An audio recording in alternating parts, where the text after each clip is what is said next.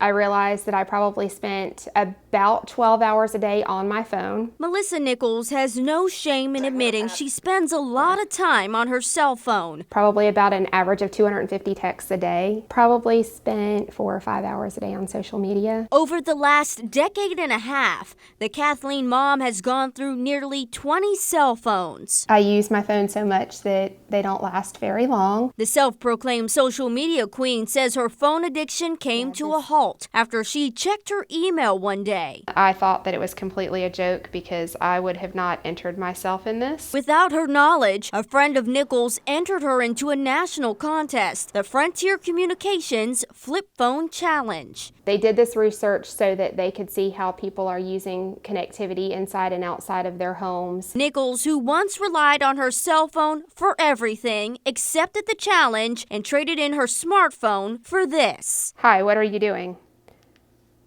Look at how long that took me. The challenge, which honored the 30th anniversary of the first ever flip phone, gave Nichols the old school device for 1 week. I got lost a lot. I was late everywhere I went. I saved a lot of money. I did no online shopping that week. Nichols, who raises cattle and works in insurance sales, says she used her time unplugged wisely. I did spend more time with my kids. I spent more time with my family. I probably was more dedicated to work that week. I did get more sleep at night. Ultimately, Nichols made it a week without using her smartphone, and her prize, $1,000, which she donated to Hurricane Dorian relief efforts in the Bahamas. It was actually a really neat thing in the end that ended up coming out of all of it. In Polk County, Serafina Brooks, 8 on your side.